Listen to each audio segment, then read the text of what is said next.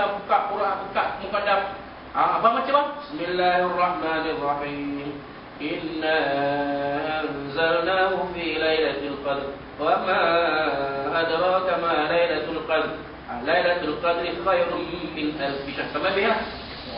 Abang, buat. Ya abang jangan lupa bang Dia maghrib. Mai maghrib. Allahu akbar. Bismillahirrahmanirrahim. Alhamdulillahi rabbil alamin. Sampai dia. Waladdallin. Amin. Kalau begitu amin kita amin buat boleh Silakan. Bismillahirrahmanirrahim. Inna baik 20 rakaat kenal. Lupa? Dia lupa. Inna lupa. Inna sampai 20. A'tayna kal-kau. Baca balik inna a'tayna tu la ilaha illallah. Itulah dia pelupa punya hal. Tapi bukan dia nak kata apa. Sebab apa? Suami kita ni dia ada tabiat yang dia suka makan kiri kebelikan. Tu yang pelupa. Dia makan sampai otak-otak ikan ni, otak ikan dulu makan tak? Itu yang pelupa. Itulah. Jadi mungkin juga suami kita ni pun jenis tak berapa nak haji sembahyang juga. Jadi hati tak terang. Hati tak terang, susah nak kan? Penglihatan. Jadi penglihatan kita terang. Bukan saja mata kita untuk melihat terang, tapi mata hati pun terang. Akal. Akal kita tu sihat. Banyak sangka baik, kurang sangka buruk. Macam bila tengok ya ustaz pakai macam ni nak mengorat ni, kan ni baju hitam, jebon dan pakai. Tu dah sangka tak baik, tu sangka baik lah. Oh ustaz nak suka tukar, baik bagus lah sekali-sekali pakai all black. Okey tu betul. Jadi sangka baik itu sebab bila akal kita terang, maka kita banyak ada husnuzan, banyak sangka baik. Tapi bukanlah sangka baik tu tengok pencuri nak masuk, nampak siapa ni tak kenal. Biarlah sangka baik saudara dia kot.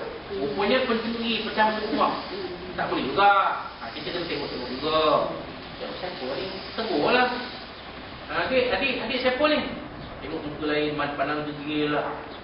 Kita pun masuk dalam, telefon lah 999. Ni ada. Tapi jangan cakap ni ada orang sebelah nak rompak. Mampu lah dengan kita dia kerat.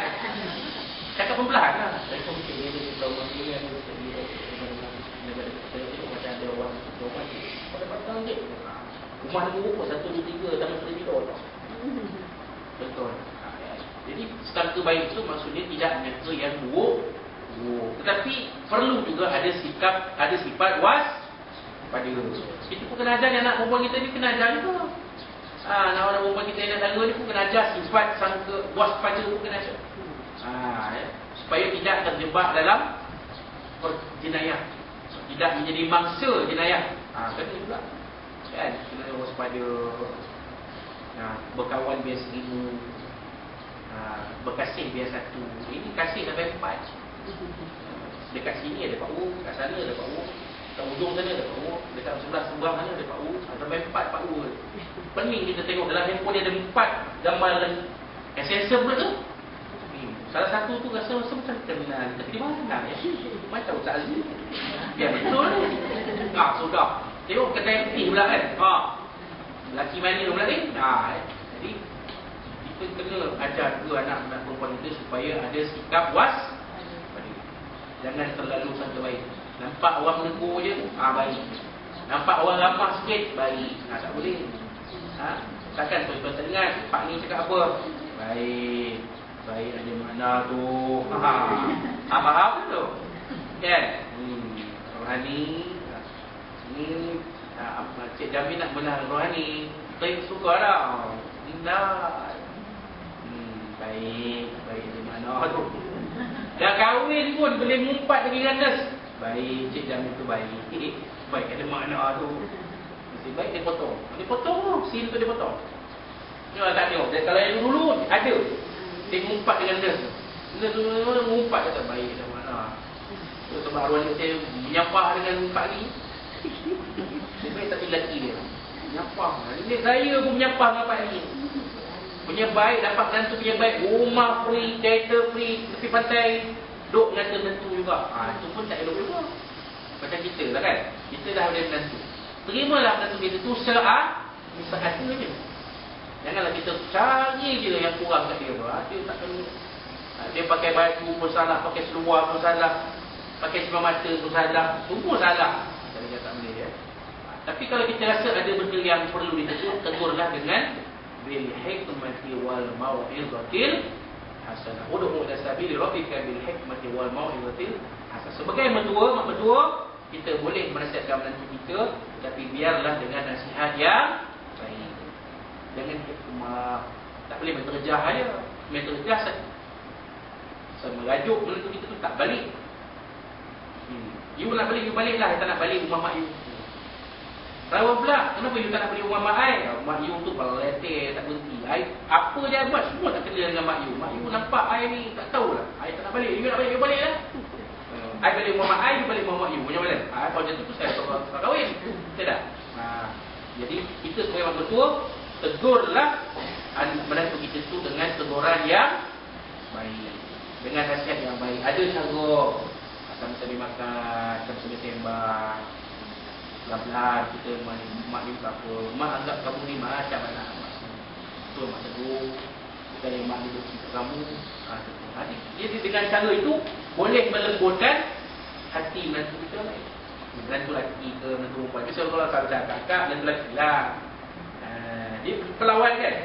Kalau suami kita menantu perempuan dia, betul tak? Kalau kita menantu lelaki kita, kan. Allah Ta'ala nak jadikan macam tu cantik sebenarnya. Kalau mertua mentaya ni macam tu lah. Kalau mak mertua, dia baik dengan menantu lelaki. Kalau bapak mertua, dia baik dengan menantu perempuan. Cuba tengok mana-mana. Itu sebab ada cerita ibu mertua. Kan? Itu sebab kalau tengok dalam setengah keadaan, setengah kes, menantu tak ngam dengan menantu dia. Ini yang terjadi perempuan. Ibu mertua ni, ibu mertua tu tak baik. Tapi cukup kalau macam saya ingat mak mertua saya, alhamdulillah okey, tak ada masalah. Okey je. Tapi cuba kalau mak mertua kita dengan menantu perempuan dia, tu yang tak boleh duduk rumah tu. Betul tak? Kan? Kalau menantu lelaki boleh duduk dengan mak, semua rumah dengan mak mertua. Tapi kalau menantu perempuan, anak kita anak lelaki, anak kita nak ajak isteri dia duduk dengan kita, mula-mula nampak tak cantik. Mula-mula nampak cantik, akhirnya jadi tak cantik. Itu memang dah fitrah. Jadi buat apa? Jadi akak jangan usah hati lah. Kalau anak akak ada lelaki dan perempuan yang boleh diharap nak menemani kita nanti, selalunya anak perempuan. Sebab suami dia tak banyak. Itu saya dapat macam tu lah. Tapi tak semua, tak semua. Ada juga kan, menantu perempuan yang baik. Ada, saya pernah jumpa menantu kawan saya sendiri, dia jaga mak mertua dia yang dah usus. Mak mertua dia dah usus, dah dekat lebih kurang dekat 80. Isteri kawan saya lah. Kawan saya itu kahwin lambat.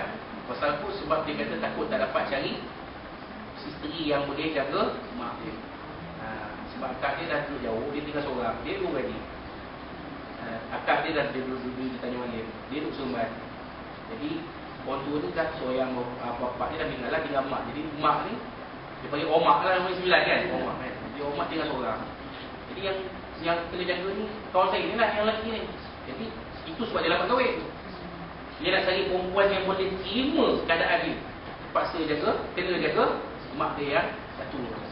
Jumpa kawan saya, isteri dia pun kawan sekolah kami tu, boleh terima. Jadi boleh jaga.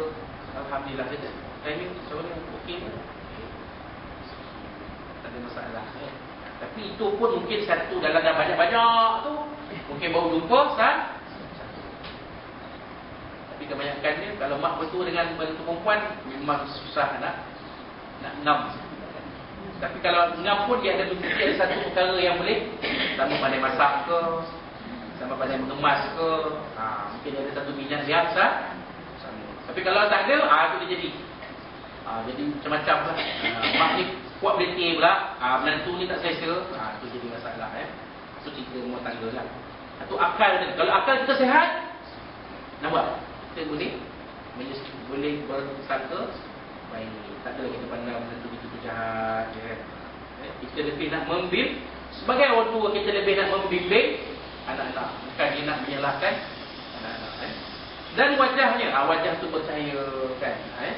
Allah Taala berfirman, a'udzubillahi minasyaitonir rajim, simahum fi wujuhim min atharis sujud. Surah Al-Baqarah, cahaya iman mereka dapat dikesan pada wajah mereka hasil daripada sujud. Surah Al-Fatihah ayat 29. Jadi nampak bila kita rajin semayang, nampak cahaya ni.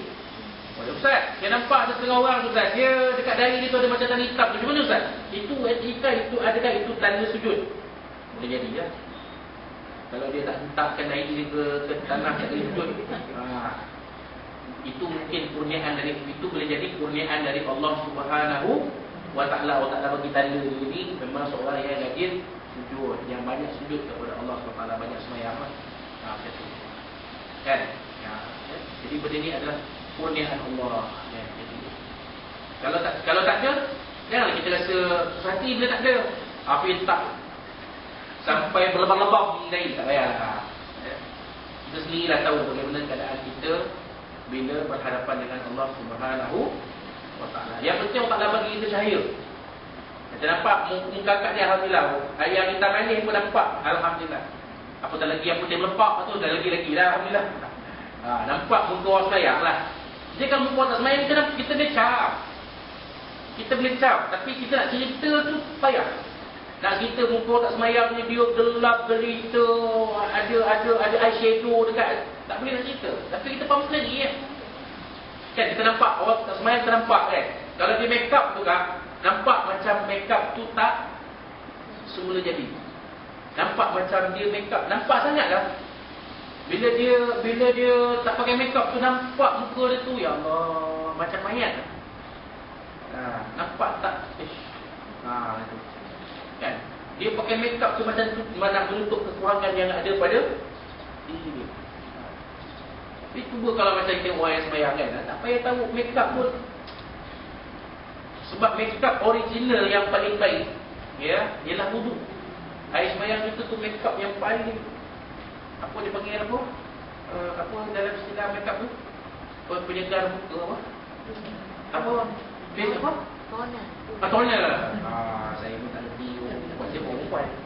Toner kan? Toner kan? Yang boleh mencerahkan wajah. Bila kita pakai tu tak payah pakai apa? Apa pun nampak. Toner kan? Toner kan? Gau kepala tu. Tak apalah kat dia tahu lah.